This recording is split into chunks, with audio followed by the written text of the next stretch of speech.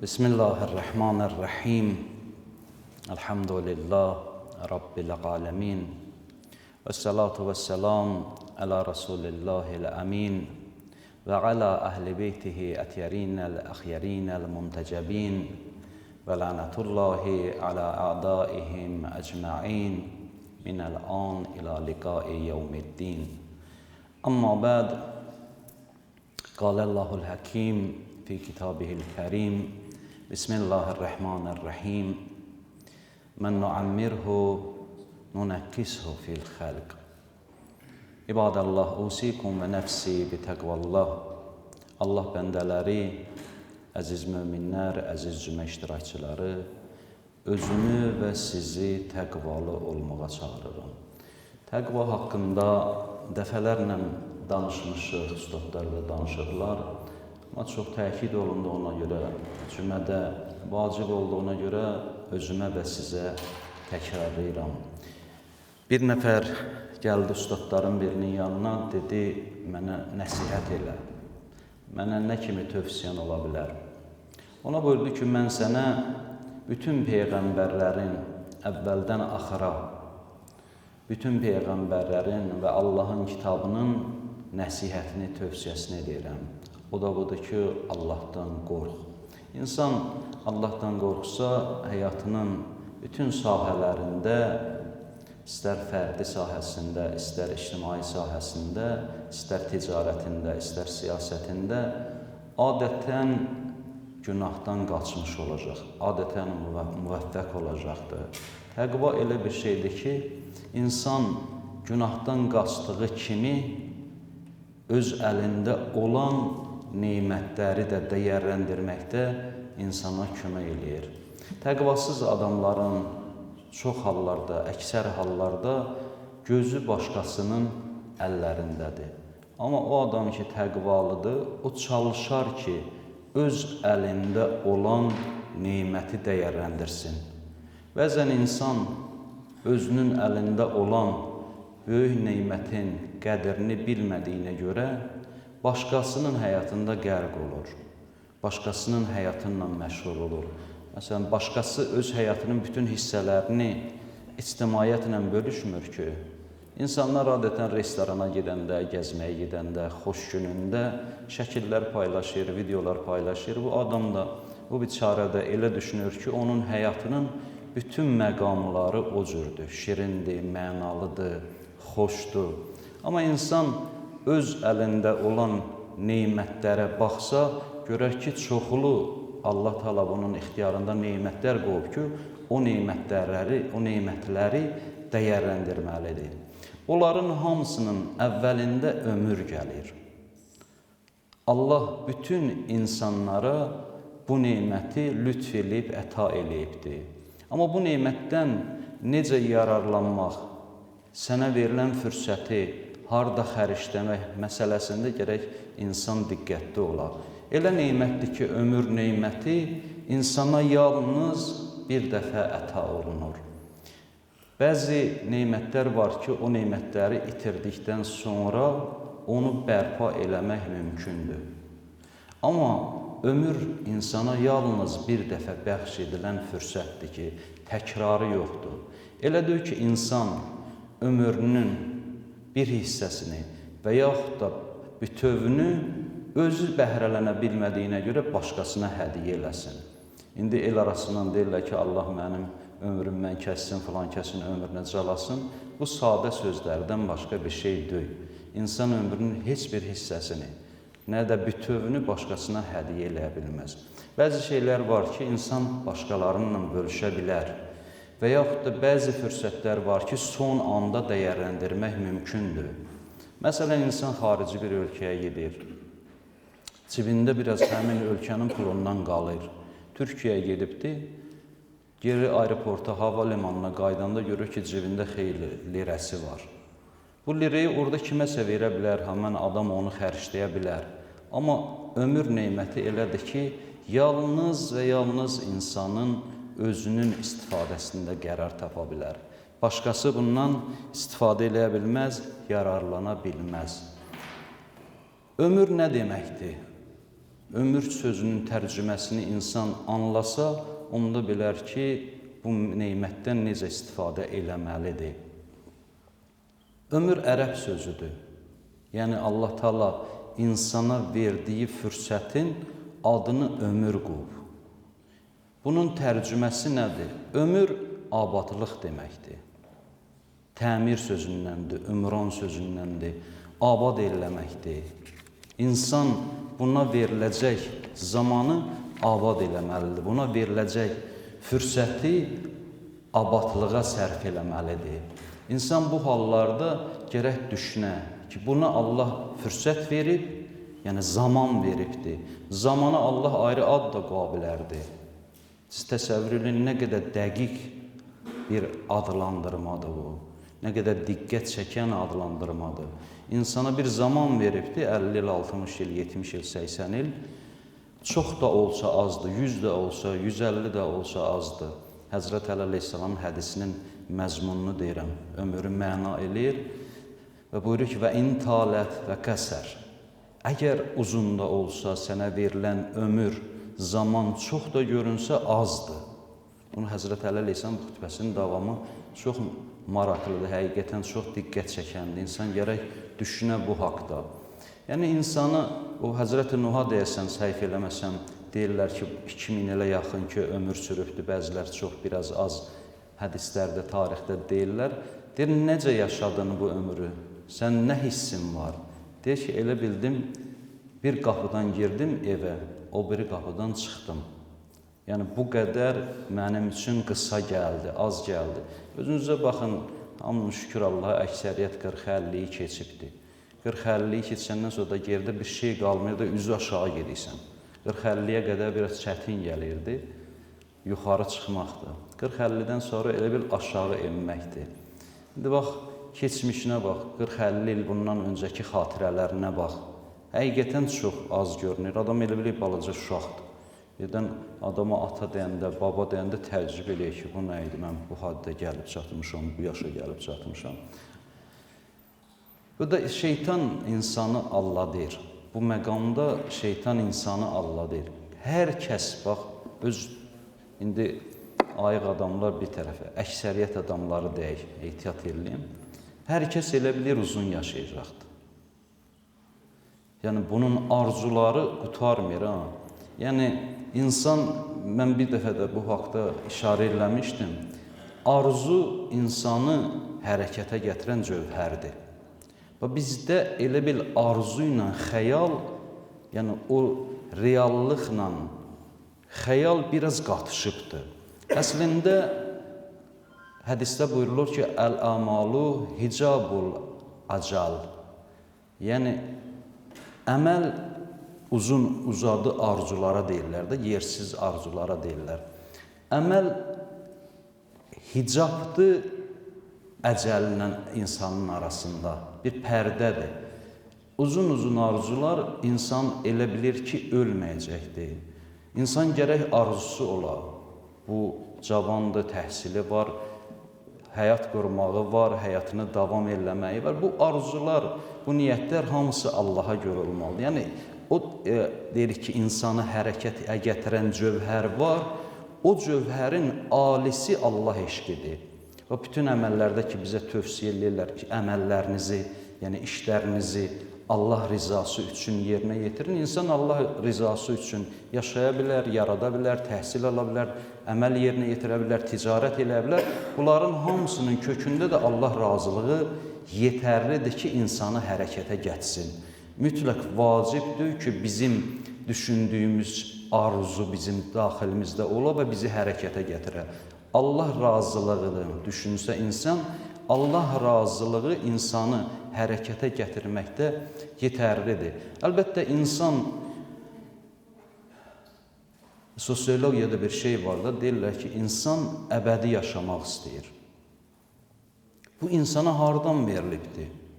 Bu his insana hardan gəlibdir? Bunu əslində Allah insana veribdir. Nəfəxtu min ruhi, mən öz ruhumdan ona bir parça verdim. Bunun təfsirləri müxtəlifdir, mən oraya getmək istəmirəm. Sadə məna eləsək, Allah Teala deyir ki, mən öz ruhumdan ona bir parça verdim. Bu nə deməkdir? Bu o deməkdir ki, insan əbədidir. Çünki Allah əbədidir da. Yəni, insan ən xoşbəxt varlıqdır ki, əbədidir. Yəni, əbədiyyətlə heç nəyi müqayisə eləmək mümkün deyil. Məsələn, sənə 100 il verilsin, 100 il, 200 il, 2000 il yaşa, əbədiyyatdan 2000 il çıxsan, yerdə gənə əbədiyyat qalır.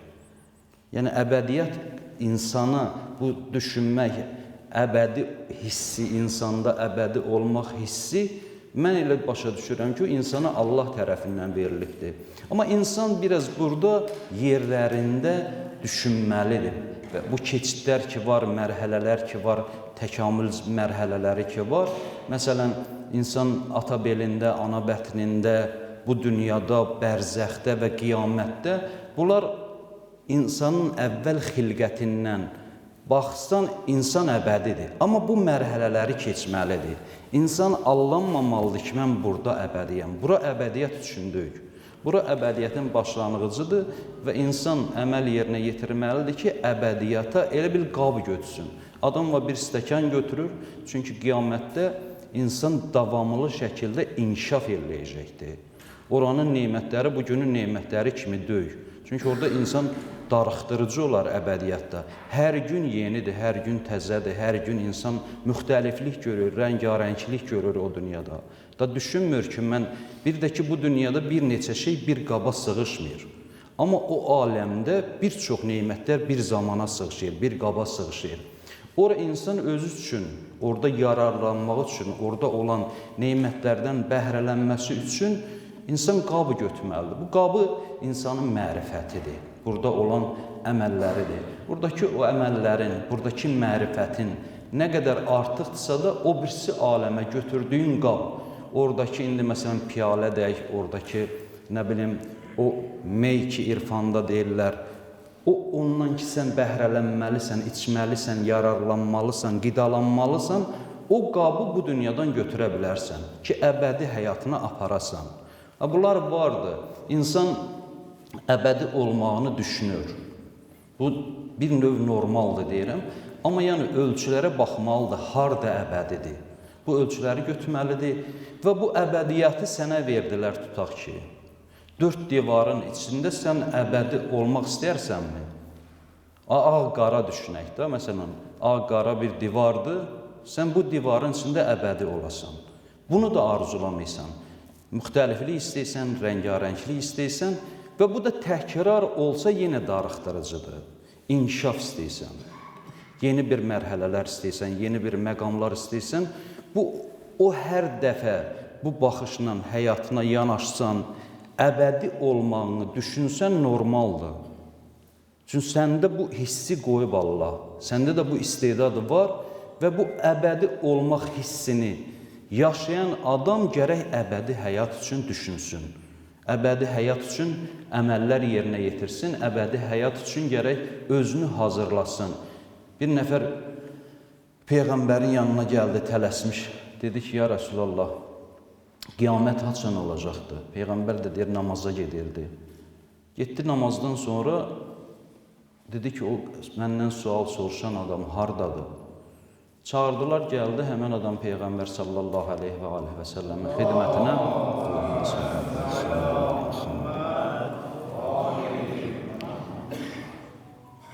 Dedi ki, sən soruşursun, qiyamət haçandır? Yəni, qiyamətə hazırsanmı? Yəni, qiyamət üçün nə hazırlayıbsan? İnsan hər halda mərifətli adam idi, həyalı bir adam idi. Başını aşağı saldı Peyğəmbərin xidmətində. Bəlkə də əməllərinə ümidi olmayan bir adam idi. İnsan, hər bir kəs gərək o cür düşünə, yəni əməllərini az görə, insan gərək nigaran ola. Təbii ki, ümidi də olacaq. İnsan təsəvvürlə həmin şəxs Peyğəmbərə dedi, ya Rasulallah, mənim elə bir əməlim yoxdur, amma səni çox sevirəm. Peyğəmbər buyurdu ki, kim nəyi və kimi ki çox sevirsə də, qiyamət günü onunla məşhur olacaqdır. Bir şəxs ağıllı bir insan idi, imanlı bir insan idi, mömin bir insan idi. Dedi, ya Rasulallah, mənim əməllərim zəifdir, amma səni çox sevirəm. İnsan, o ki, Peyğəmbər ona dedi ki, sən qiyaməti belə tez soruşursan, tələsik soruşursan, qiyamətə hazırsanmı? İndi o sualı gərək biz özümüzdən soruşaq. Biz ki, əbədi yaşamaq istəyirik və əbədiyik, həqiqətən əbədiyik və bu əbədi həyata nə götürürük? O haqda gərək biraz düşünək. Mən mövzumuza qayıdıram. Dedim ki, ömür nə deməkdir? Niyə Allah Teala bu bizə verdiyi fürsətin, zamanın adına ömür deyibdir? O da bundan ibarətdir ki, dedik, ömürdür, təmirdir, ümrandır. Bu kəlmələr eyni köklü, eyni mənalı kəlmələrdir ki, insan buna verilən zamanı abadlığa sərf eləməlidir. Haraya abad eləyəcək? Dünyasını abad eləyəcəkdir. Bu dünyada həm maddi və həm mənəvi baxımdan gərək buna verilən zamanı abadlığa sərf elə. Haraya abad eləyəcək? Axirətini abad eləyəcəkdir ki, bu dünyadan gərək pay götürə axirətinə.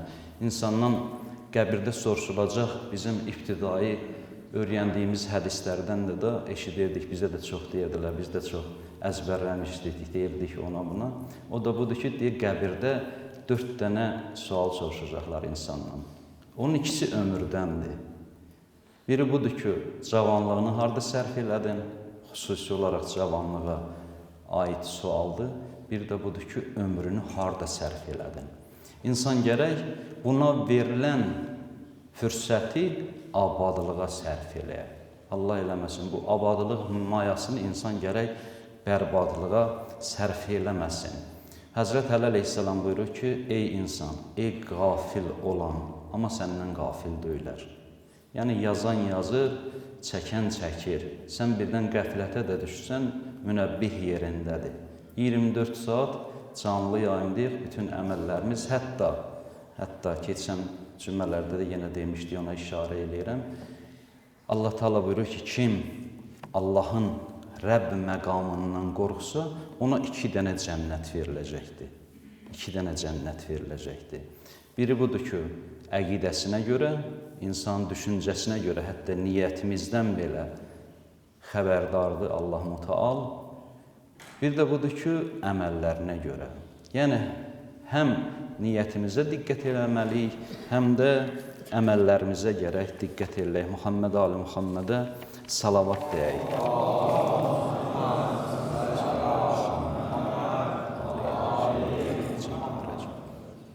Dedi, insan uzun ömür verilərsə də, bu insan üçün böyük fürsətdir, böyük nimətdir. İnsan amma çalışmamalıdır ki, mütləq uzun yaşasın. Yəni, insan necə yaşamağını düşünməlidir. Mütləq uzun yaşayın deyə bir düşüncə yoxdur İslamda. Peyğəmbərin, Əhl-i Beytin dualarında, hədislərində biz görürük ki, ömrün mənalı yaşamağına daha çox təkid olunubdur. Nəinki uzun yaşamağına. Əgər bu uzun ömür Allah yolunda keçsə, nə gözəl. Yəni, uzun ömrün özü bir nemətdir, bir fürsətdir. Hər keçən zamanda Allah sənin qarşına bir xeyir çıxarda bilər. Hər keçən zamanda gündə bir neçə dəfə vacib ibadətin yerinə yetirə bilərsən, müstəhəb əməllər görə bilərsən, cümələrə gələ bilərsən, məhərrəm məclislərinə gələ bilərsən, mərifətini artırmaq üçün insanlarla, din alimlərinlə görüşə bilərsən. Bu uzun yaşamağın bu gözəlliyi var. Amma əgər Allah yolunda keçərsə, əgər insan ömrə düzgün yanaşarsa, buna verilən fürsətə düzgün yanaşarsa da, təbii ki, bu ömür uzun da olsa gözəldir. Hədislərdə dediyim kimi, uzun ömür tərif olunmubdur. Ömrü necə yaşamaq tərif olunubdur. Sənə verilən fürsəti nə qədər abadlığa sərf edibsən, o mühümdür. Gərək onu insan o haqda düşünə. Bir neçə hədislərdə insanın ömrünü uzadan əməllər deyilibdir. Onların 6-7 dənəsini qeyd eləmişəm. Siz əzizlərlə onu bölüşmək istəyirəm. Birinci Peyğəmbərin, Allahın salamı olsun ona və Əhl-i Beytinə buyurduğu hədisdə deyir ki, kim dəstəmazlı olsa, onun ömrü uzun olar. Bu, biraz praktik yanaşaq hədislərə, yəni həyatımızda icra eləməyə çalışaq. Uzun ömrü uzadan əməllərin birini Peyğəmbər dəstəmazlı olmağı təkid edir. İkincisində buyurur ki, kim ruzisinin çox olmasını, ömrünün uzun olmağını istəyirsə də, gərək həmən adam sili rəhm eləsin. Dostlarla, qohumlarla, yaxınlarla, o adamlarla ki, bunu əhatə eləyiblər. Bunun boynunda bir cürə haqları var, maddi, mənəvi olaraq. Dediyim kimi, ailə də ora daxildir, nə bilim, yaxın qohumlar da ora daxildir, dostlar da ora daxildir. Bu dostlarla git-gəl eləyə, hallarını soruşa, dərdlərini soruşa, imkan daxilində olan dərdlərini bölüşməyə hazır ola. Hər halda insana kömək eləyə bilər. O hədislərdə buyurulur ki, bu məsələ o qədər mühüm bir məsələdir ki, elə insanlar olub ki, ömründən 3 il qalmışdı, sili rəhm elədiyinə görə Allah onun ömrünü 33 il elədi. Elə insanlar da var ki, sili rəhmi tərk elədiyinə görə 33 il ömrü var idi, Allah onun ömrünü 3 il elədi. Bu məsələ bir-belə mühüm məsələdir ki, bu da bir tərəfi ictimai əlaqələrə işarədir, möminlərin bir-birindən xoş, səmimi, isti əlaqələrinə işarədir. Bir nəfər İmam Sadiq əleyhissalamın adından da bunu nəql eləyiblər, Müyəssər adında səhabəsidir İmam Sadiq əleyhissalamın.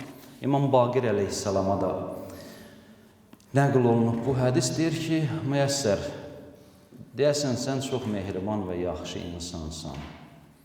Deyir, nədir ki, ağa, deyir, sən sili rəhmə diqqət eləyirsən. Deyir, bəli, mən bir yerdə çalışıram, gündə 2 dirhəm alıram. Bu dirhəmin birini xalama verirəm, belə görünür ki, anası həyatda yox imiş, ya nə cür imişsə, əl çatmırmış.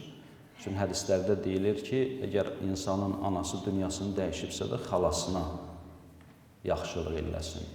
Mənim zehnimdə bu cürdə var, bəlkə səhv deyirəm, üstadlar düzəldər. Bibi də nəql olunubdur, atanın bacısı da nəql olunub ki, bəzən həyatda anan olmadığında ya bibinə, ya xalana yaxşılıq eləyəsən. Deyir, bəli, mən bir yerdə çalışıram, əksər hallarda qazancımın yarısını bibimə verirəm, yarısını xalama verirəm. İmam Sadiq əleyhissalam buyurdu ki, sənin 2 dəfə əcəlin çatmışdı, sənin bu sili rəhmin səbəb oldu ki, Allah sənin ömrünü uzatdı və o bəla səndən dəf oldu. 3-cü hədisdə buyurulur ki, Həzrət Əli əleyhissalamdan səhv eləməsəm, buyurur ki, səhər yeməyini yaxşı yeyin. Bu tərəfləri mənəvi tərəfləridir, ruhi tərəfləridir, bir tərəfi də insanın orqanizminə, fiziki tərəfidir. Deyir, səhər yeməyini yaxşı yeyin. Həzrət Əli əleyhissalam, əgər istəsəniz ki, sizə dua elə, 2 dənə işi görün. Bir budur ki, İmam Hüseyin əleyhissalamı ziyarət eləyin. Bir də budur ki, İmam Hüseyin əleyhissalamın adına olan məclislərdə iştirak eləyin. Bu 2 dənə işi görsəniz, Həzrət Əli əleyhissalam sizin haqqınızda xüsusi dua eləyəcək. Yetər insanın dünya və axirətinə yetərlidir ki, Həzrət Əli əleyhissalam insana dua eləsin. Bir hədisdə buyurulur ki, İmam Sadiq əleyhissalam insan xoş niyyət olsa, xoş rəftar olsa, o insanın ömrü uzun olar. Bu da psixoloji məqamlardır. Və deyir ki, başqa bir hədisdə İmam Sadiq əleyhissalam buyurur ki, ailənizlə xoş rəftar olun. Xüsusilə, əgər istəsəniz, ömrünüz uzun olsun, ailənizlə xoş rəftar olun. İmam Sadiq əleyhissalam başqa bir hədisdə buyurur ki, ata-ananızı sevindirin. Əgər istəsəniz, ömrünüz uzun ola, valideynlərinizi sevindirin. Həyatdadırsa da qədrini bilin, xidmətində olun. Əgər dünyasını dəyişiblərsə də çalışın, elə əməllər görəsiniz ki, o əməllər səbəb ola ki, dünyasını dəyişmiş valideynləriniz sizə xeyir dua eləsin. Bu da çox mühümdür. İnşallah çoxlarınız da yəqin ki, həyatınızda təcrübə eləyibsiniz.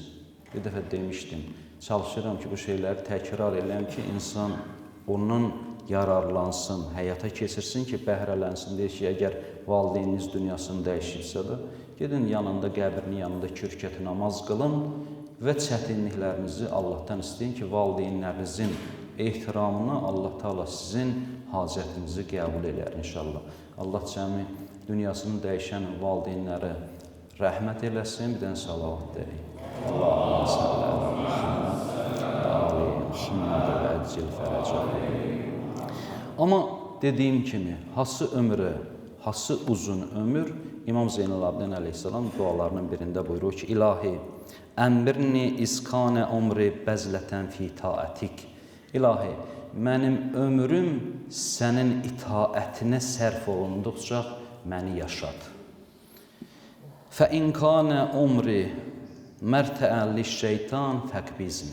Əgər mənim ömrüm şeytanın otlağına çevrilsə, onda məni qəbz ruh elə, məni öz yanına apar. Həzrət xanım Zəhranın o son dualarında da inşallah Əyyam-ı Fatimiyyə də yaxınlaşır, xanım Zəhranı da yad eləyək, bir dənə duası var. Xanım Zəhra buyurur ki, Allah sənə ant verirəm, qeybdə olan elminə, yəni qeybi bilən elminə və sənə ant verirəm insanların üstündə olan qüdrətinə. Əgər mənim ömrüm, mənim yaşamağım, mənim xeyrimacısa da məni yaşat. Duası bu cür idi xanım Zəhra. Yox, əgər mənim yaşamağım, mənim xeyrimə deyilsə, ki, onlar xeyri nədə görür, günahı tərk eləməkdə, Allah itaətində ömür keçirməyə, onda məni qəbz ruh elə. Allah inşallah bizə qismət eləsin. Ömrümüz artdıqca mərifətimiz artsın, imanımız artsın, təqvamız artsın, elmimiz artsın inşallah. Allah dünyasını dəyişən müsəlmanlara, xüsusən əhl-i beyt dostlarına rəhmət eləsin. Allah bizi bir-birimizə mehriban qərar versin. Allah inşallah düşmənin hər nə şərri, fitnəsi varsa öz başına qaytarsın inşallah. Bismillahirrahmanirrahim.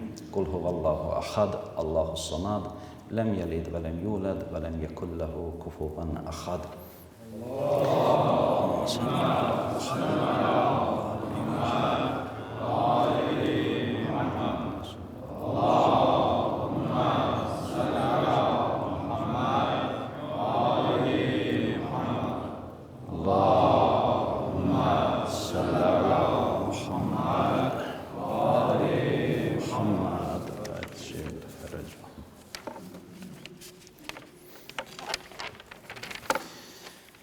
Bismillahirrahmanirrahim.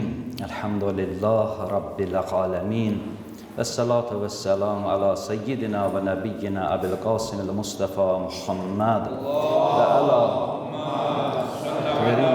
terin siyyema bakiyetillah fil arazin ve selle ala amiril mu'minin ve Fatimete Zehra seyyideti nisa'il alemin. وسل على الحسن والحسين سيد شباب أهل الجنة وعلى علي بن حسين ومحمد بن علي وجعفر بن محمد وموسى بن جعفر وعلي بن موسى ومحمد بن علي وعلي بن محمد والحسن بن علي والخلف القائم المهدي أجل الله تعالى فرجه الشريف. İbadallah, usikum və nəfsi bitəqvallah. Allah bəndələri, əziz möminlər, özümü və sizi təqvalı olmağa çağırıram.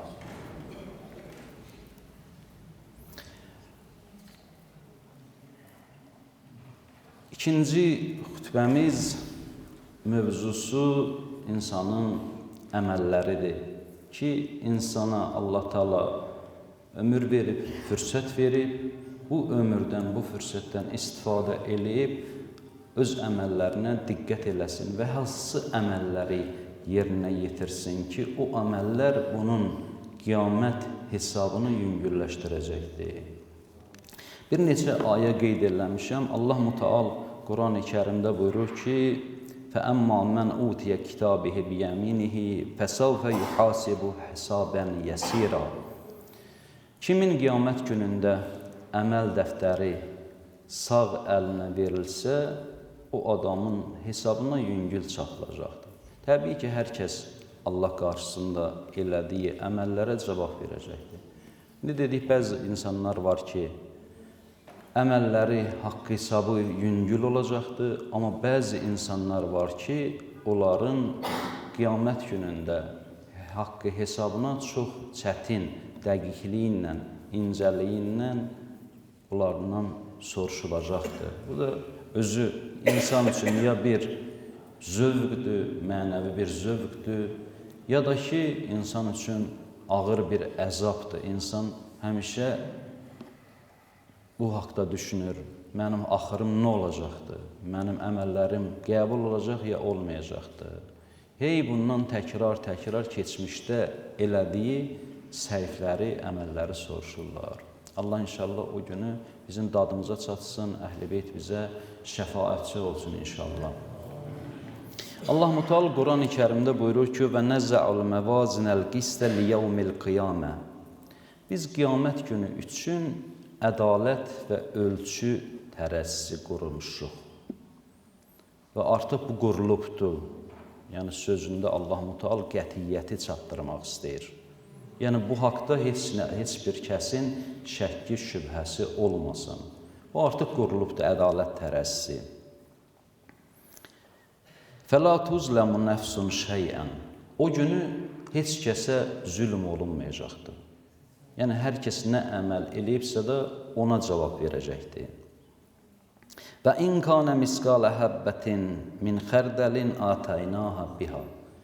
Kim zərrə qədər, yəni xərdəl dənəsi qədər, indi zərrə biz havada uçan o tozlara deyirik, amma ərəb dilində onun ayrı-ayrı mənaları var. Deyir, qarışqanın ən xırda növüdür. Tərcümədə belə də tərcümə edirlər onu.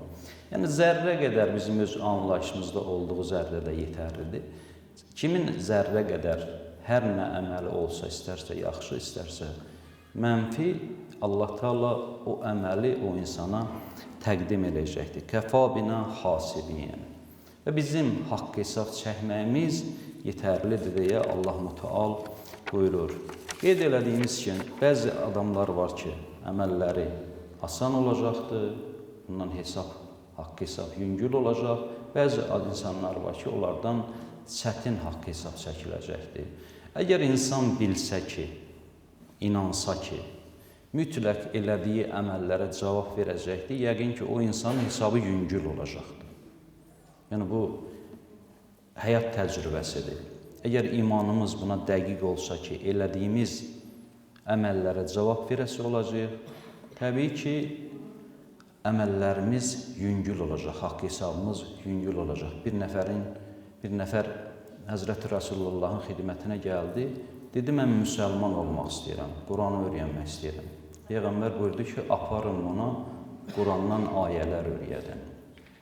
Onlar deyirlər, hədisdə bu cürdür ki, Zəlzələ surəsini buna oxutdu. Bura çatanda فَمَنْ يَأْمَلْ مِسْقَالَ زَرَّةٍ خَيْرًا يَرَهُ وَمَنْ يَأْمَلْ مِسْقَالَ زَرَّةٍ شَرًّا يَرَهُ. Zəlzələ surəsinin 2 ayəsidir ki, zərrə qədər yaxşı əməli yerinə yetirsə, onu görəcək. Kim zərrə qədər pis əməli yerinə yetirsə, onunla qarşılaşacaqdır. O dedi ki, mən dini başa düşdüm, mənə yetərlidir. Bu 2 ayədən bizə 200 ayə oxuyurlar, hələ 2000 ayə oxuyuruq, dini başa düşmədik. Bu adam 2 ayədən deyir ki, mən İslamı başa düşdüm. Tez qayıtdılar, gəldiler. Peyğəmbər dedi ki, niyə buna öyrətmədiniz? Niyə davamlı çox şeylər öyrətmədiniz? Dedilər, ya Rasulullah, bu ayəni oxuyandan sonra bu adam dedi ki, mən anladım. Peyğəmbər buyurdu ki, bu insan dinində fəqih oldu.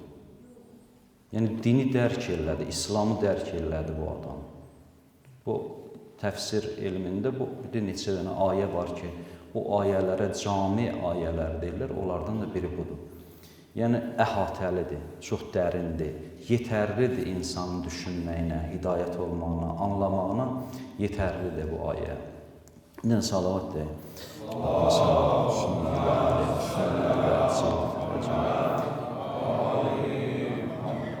Elədiyimiz əməllər, dedik ki, insan əməllərinə diqqət eləməlidir. Elədiyimiz əməllərlə sanki biz öz şəklimizi çəkirik. Qul, Allah Teala buyurur, qul kullun yə'məl əla şakilətihi. Denən ki, hər kəs öz şəklində əməl edir.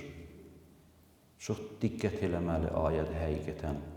Denən ki, hər kəs öz şəklində əməl edir.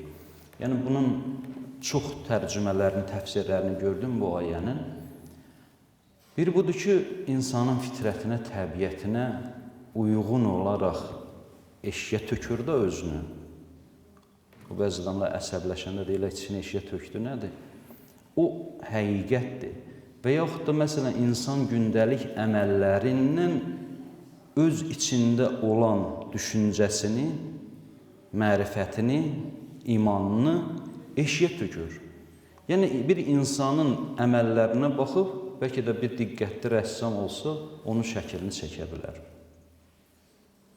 Mən bundan artıq bu ayənin izahına getmək istəmirəm. O ki, İmam Sadiq əleyhissalam buyurur ki, çalışın qiyamət günü insan şəklində gələn ki, bizim şəfaətimiz sizin halınıza şamil olsun. O ki, hədisdə deyilir ki, daha doğrusu ayədir və izəl vuhuşu huşirət. Vəhşilər məhşərə gəldiyi zaman. Vəhşilər məhşərə gəlmir ki, vəhşi yəni heyvandır da, heyvanı məhşərə gətirmirlər ki. Yəni, hədisdə ki, buyurulur, insanlar 10 şəkildə məhşərə gətiriləcəklər, qiyamət səhnəsinə gətiriləcəklər. Onun 9-u heyvan şəklidir. Biri yalnız bir dəstə insan şəklində gələcəkdir. İnsan elədiyi əməllərə görə öz şəklini ki, çəkir deyirik, həqiqətdə, xüsusən deyirlər ki, axirət şəklini çəkir. İnsan özünün əməllərindən bu hədisdə təsdiq olunur və zahir olur. Yəni, insan özünün necə əməl eləsə, necə həyat yaşasa, burada insan biri gözəl olar, biri çirkin olar, biri qara olar, biri ağ olar, biri uca boy olar, biri orta boy olar. Bunlar hamısı bizim ixtiyarımızda olmayan məsələlərdir. Amma axirət şəklimizi özümüz şəkillendiririk, özümüz formalaşdırırıq əməllərimizlə. İnsan qiyamət günündəki o hədisdə buyurdu, İmam Sadiq əleyhissalamdan da səhv eləmirəm hədis, o deyir ki, insan 10 şəkildə gələr, 9-u heyvan şəklindədir. Onun da öz izahları var. Bəzi insanlar meymun şəklində gələr, bəzi insanlar haşəmətçidən donuz şəklində gələr, bəzi insanlar tülkü şəklində gələr. İnsan öz daha çox hansı xarakterə sahibdirsə də o şəkildə məhşər səhnəsinə gələr, qiyamət səhnəsinə gələr. İndi insan özünün şəklini insan özü çəkir dedik. İndi biri duzlu xəmir yoğurub çörəkçiyə versə, çörək duzlu çıxanda insan narahat olmamalıdır ki, bu çörək niyə duzludur? Çünki xəmiri özün yoğurubsan. Və insan da qəbir həyatına, qəbir həyatı mən yenə deyirəm ki, qəbir həyatı döyəsində bərzəx həyatıdır. Qəbir həyatı bizi qiyamət həmişə uzaqda göstərir. Bu da şeytanın vəsvəsələrindəndir. Elə bilir ki, qiyamət haçansa gələcək ya gəlməyəcəkdir, şeytan vəsvəsə eləyir. Amma qəbir insana çox yaxın görünür. Ona görə bir çox hallarda, bəzən hədislərdə də bu cür deyilibdir, bəzən bir çox hallarda alimlər də qəbir həyatı olaraq istifadə edirlər. Yəni, əslində o bərzəx həyatıdır. İnsan o bərzəx evini özü qurur, insan özü düşünür, özü yaradır. Nə qədər əməl göndərsən, o qədər abad olacaqdır. Başqası sənin axirət həyatını abad eləyə bilməz. Bir ayə var, o ayə həqiqətən dəhşətdir. Quran-ı Kərimdə İsra surəsində bir çox maraqlı, diqqət çəkən, əlbəttə ayələrin hamısı dərindir. Amma əməl haqqında diqqət çəkən ayələr çox ümumiyyətlə İsra surəsində. O bizdə deyərlər ki, papağını qabağına qoy fikirləş. İnsan gərək bu ayəni açsa, papağını qoya qabağına fikirləşə. Bu ayənin mənaları haqqında, həqiqəti haqqında düşünə. Allah-u Teala buyurur ki, kullu insanın əlzəmnahu tairəhu fi unuqihi. Biz bütün insanların əməllərini boyunlarından asmışıq. Demir ki, asacaq qiyamətdə. Çünki əməllərə qiyamətdə yetişiləcəkdir. Deyir ki, biz bütün insanların əməl dəftərlərini boyunlarından asmışıq artıq. Siz buna belə inanın. Bu qəti bir olacaq bir məsələdir. Və təxrucu lahu yevməl qiyaməti kitabən yəlqahu mənşura. Və onun üçün qiyamət günündə bir kitab gətirəcək ki, öz qarşısında açıq görəcəkdir. Yəni, hər kəsin özünün kitabı öz qarşısında açıq olacaqdır. Əməl dəftəri öz əlinə təqdim olunacaqdır.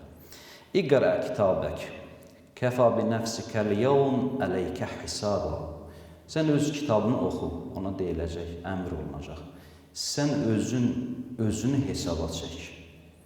Sən əməl dəftərinin özün mütaliə elə ki, sən aqibətin necə olmalıdır, sən axırın necə qurtarılmalıdır.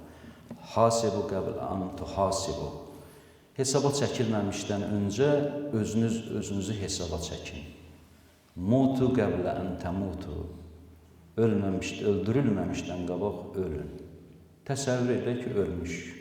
Təsəvvür edək ki, ölüm mələyi bizi hesaba çəkməlidir. Kim gündə 5-10 dəqiqə, 5-10 dəqiqə ilə başlayanlar birdən 1 saat da çəkir, 2 saat da çəkir, gündəlik əməllərini nəzərdən keçirirlər, yadına salırlar. Gün ərzində hansı işləri gördüm. Səhər yuxudan qalxdım 9-da, axşam 9-a qədər 12 saat hərəkət edirdim. Bu 12 saatın içində diqqət çəkən əməllər var da, adətən günahlar var, Allah uzaq eləsin, xeyir əməllər var. Bunları düşünə, gözünün qabağına gətirə, Allah bu 12 saat ki, buna fürsət vermişdi, yuxusuz aldı bir tərəfə, 12 saat Allah buna fürsət vermişdi, bu 12 saatdan nə qədərini Allah üçün xərclədi. Hansı xeyir əməlləri var? Çalışa ki, bu xeyir əməllərin sayını artırmaq üçün də o hasibu qəblə ən tuhasibu, sizi hesaba çəkməmişdən özünüzü hesaba çəkin. Yəni, bu ona görədir ki, insan yaxşı əməllərinin sayını, keyfiyyətini, ixlasını artıra və günahları da tərk elə. Çünki insan Allah uzaq eləsin, qiyamət günü Peyğəmbərlə, Əhl-i Beytlə üz-üzə gələcək, hesab mələklərlə üz-üzə gələcək. İnsan onda xəcalət olacaqdır ki, mənim bu əməlimi Peyğəmbər bilirdimi? Çünki Peyğəmbər şahid olacaq əməllərə. Peyğəmbəri şahid kimi gətirəcəklər də Quran-ı Kərimdə də ayə var. Yəni, insan həqiqətən Allah uzaq eləsin, nə hallara düşər? İndi orada gələn cümələrdə dəyərli üstadlar da deyiblər ki, bəzi əməllər var ki, Allah Teala buyurur ki, mən o həqiqi tövbə eləsə insan, həqiqi tövbə eləsə, mən onun günahlarını elə bağışlayaram, özünün də yadından çıxar. Bəzən bizə fürsət verilir, bəzi hədislərdə bu cürdür ki, 7 saat günahlar yazılmaz. 7 saat insana fürsət verirlər. İnsan onun izahı da belədir ki, təxmini böləndə hər bir 6-7 saatdan bir vacib namaz vaxtı gəlir də, Allah huzuruna qayıtmaq vaxtı gəlir. Bu təkrar 6-7 saatdan bir insanın qəflətdən ayılmağına səbəb olacaq vacib ibadəti gəlir. Deyirlər ki, əgər Allah Teala buyurur ki, 7 saat yazmaram mən onun günahlarını, yəni heç mələklər də bilməz. Dediyim kimi, hədislərdə də deyilir, insanın tövbə yolu var. O yoldan tövbə eləsə, eləyərəm ki, qiyamət günü heç özü də unudar dünyada elədiyi günahları. Mən bir çox şeylər qeyd eləmişdim, təəssüflə biraz uzun danışdım, haqqınızı halal eləyin inşallah. İnşallah qalan davamını gələn cümələrdə danışarıq. Allah inşallah bizi qiyamət günü Peyğəmbərin və Əhl-i Beytin yanında xəcalət eləməsin. Bismillahirrahmanirrahim. İnna a'teynakal kavsar fasalli li rabbika vanhar inna şa'naka huvel abtar.